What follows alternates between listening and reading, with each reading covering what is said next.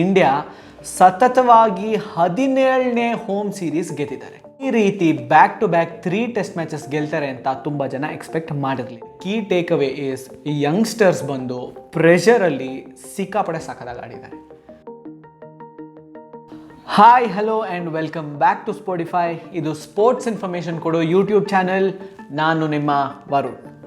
ಹೈದರಾಬಾದಲ್ಲಿ ಮೊದಲನೇ test match ಸೋತ ಮೇಲೆ ಈ ರೀತಿ back to back 3 test matches ಗೆಲ್ತಾರೆ ಅಂತ ತುಂಬ ಜನ ಎಕ್ಸ್ಪೆಕ್ಟ್ ಮಾಡಿರಲಿಲ್ಲ. ಈ ಸೀರೀಸ್ ಗೆದ್ದು ಇಂಡಿಯಾ ಸತತವಾಗಿ 17ನೇ ಹೋಮ್ ಸೀರೀಸ್ ಗೆದ್ದಿದ್ದಾರೆ. ನೆಕ್ಸ್ಟ್ ಮ್ಯಾಚು ಧರ್ಮಶಾಲಲ್ಲಿ ಆಗ್ತಾ ಇದೆ. ಬಟ್ ಅದಕ್ಕಿಂತ ಮುಂಚೆ ರಾಂಚಿಯಲ್ಲಿ ಏನಾಯಿತು ನೋಡ್ಕೊಂಡು ಬರೋಣ. ಎಸ್, ಇಂಡಿಯಾ ಈ ಮ್ಯಾಚ್ನ ಗೆದ್ದಿದೆ. But the key take away is youngsters ಬಂದು ಪ್ರೆಷರಲ್ಲಿ ಸಿಕ್ಕಾಪಡೆ ಸಖತ್ತಾಗಿ ಆಡಿದ್ದಾರೆ. ಫಸ್ಟ್ ಇನ್ನಿಂಗ್ಸ್ನಲ್ಲಿ Akash Deep bowling brilliant. First ಡೇನಲ್ಲೇ 3 ವಿಕೆಟ್ಸ್ ತೊಗೊಂಡ್ರು. ಶುಭ್ಮನ್ ಗಿಲ್ ಕಡೆಯಿಂದ ಪರ್ಫಾರ್ಮೆನ್ಸ್ ಬರ್ತಿಲ್ಲ ಅಂತ ಹೇಳೋ ಟೈಮಲ್ಲಿ ಕ್ರೂಷಿಯಲ್ ಆಗಿರೋ ಸೆಕೆಂಡ್ ಇನ್ನಿಂಗ್ಸ್ನಲ್ಲಿ ರನ್ ಚೇಸ್ ಮಾಡಿ ನಾಟ್ ಔಟ್ ಆಗಿ ಉಳಿದ್ರು. ಯಶಸ್ವಿ ಜೈಸ್ವಾಲ್ 2 ಇನ್ನಿಂಗ್ಸ್ನಲ್ಲೂ ಕಾಂಟ್ರಿಬ್ಯೂಷನ್ ಇತ್ತು. But the most important contribution is Dhruv Jurel. Man of the match award ಪಡೆದ ಧ್ರುವ್ ಜುರೇಲ್. ಫಸ್ಟ್ ಇನ್ನಿಂಗ್ಸ್ನಲ್ಲಿ ಅವರು 90 ಹೊಡೆದಿರಲಿಲ್ಲ ಅಂದಿದ್ರೆ ಇಂಡಿಯಾ 300 ಕ್ರಾಸ್ ಮಾಡ್ತಿರಲಿಲ್ಲ. ಅವರು ಟೋಟಲ್ 10ಕ್ಕೆ ಹೋಗೋಕ್ಕೆ ಚಾನ್ಸ್ ಇರ್ತಿರಲಿಲ್ಲ.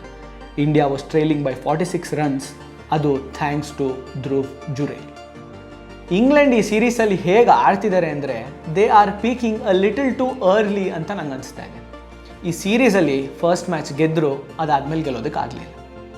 ಈ ಮ್ಯಾಚಲ್ಲೂ ಅಷ್ಟೇ ಫಸ್ಟ್ ಇನ್ನಿಂಗ್ಸಲ್ಲಿ ಒಂದು ಒಳ್ಳೆ ಸ್ಕೋರ್ ಹಾಕಿದ್ರು ಸ್ಕೋರ್ ಬೋರ್ಡ್ ಮೇಲೆ. ಅದಾದಮೇಲೆ ಇಂಡಿಯನ್ ಟಾಪ್ ಆರ್ಡ್ರನ್ನು ಬೇಗ ಕಿತ್ತಾಕಿದ್ರು. But day 3 like the previous test match ಇಂಡಿಯಾಗೆ ಬಿಲಾಂಗ್ ಆಯಿತು. ಬ್ಯಾಸ್ ಬಾಲ್ ಅಂತ ಹವಾ ಇರೋವಾಗ ಜೋ ರೂಟ್ ಅದೆಲ್ಲ ನನಗೆ ಬೇಡ ಗುರು, ನನ್ನ ಆಟ ನಾನು ಆಡ್ತೀನಿ ಅಂತ ಹೇಳಿ ಕ್ಲಾಸಿಕಲ್ 100 ಹೊಡೆದ್ರು.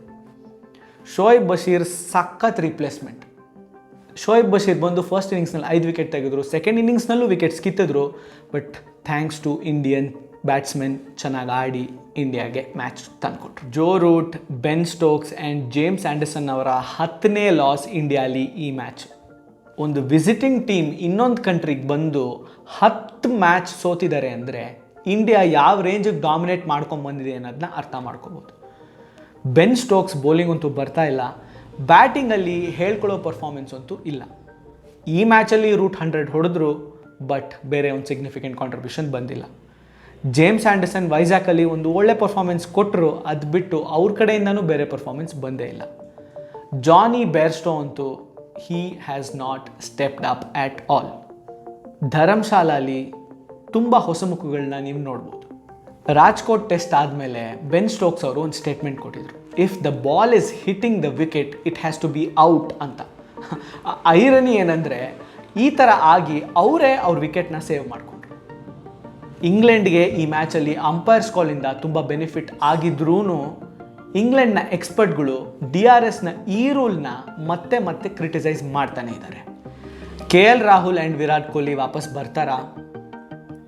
ವಾಪಸ್ ಬಂದೇ ಬರ್ತೀನಿ ಅಂತ ಹೇಳ್ತಿರೋದು ಜಸ್ಪ್ರೀತ್ ಬುಮ್ರಾ ಬಂದರೆ ಮೊಹಮ್ಮದ್ ಸಿರಾಜ್ ಆರ್ ಆಕಾಶ್ ದೀಪ್ ಇಬ್ಬರಲ್ಲೊಬ್ಬರನ್ನ ಕೂರಿಸ್ಬೇಕು. ಆಕಾಶ್ ದೀಪ್ ಫಸ್ಟ್ ಇನ್ನಿಂಗ್ಸ್ನಲ್ಲಿ ಬ್ಯೂಟಿಫುಲ್ ಆಗಿ ಬೌಲಿಂಗ್ ಮಾಡಿದ್ರು I think Jasprit Bumrah will replace Akash Deep.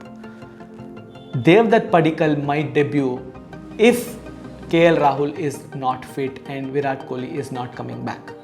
Rajat Patidar ಅಂತೂ ಡ್ರಾಪ್ ಆಗೇ ಆಗ್ತಾರೆ. ಇಂಡಿಯಾ ಅಂತೂ ಸೀರೀಸ್ನ 4-1 ಮಾಡೋದಕ್ಕೆ ನೋಡ್ತಾರೆ. 4th ಟೆಸ್ಟ್ ಮ್ಯಾಚ್ ಅಂತೂ ಮುಗಿದಿದೆ.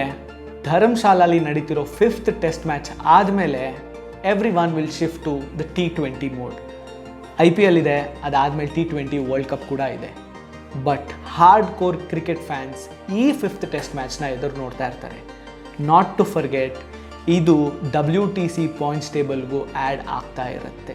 ಮತ್ತಷ್ಟು ಸ್ಪೋರ್ಟ್ಸ್ ಕಾಂಟೆಂಟ್ಗಾಗಿ ಲೈಕ್ ಮಾಡಿ, ಶೇರ್ ಮಾಡಿ, ಸಬ್ಸ್ಕ್ರೈಬ್ ಮಾಡಿ, ಫಾಲೋ ಮಾಡಿ Spotify. This is Varun signing of.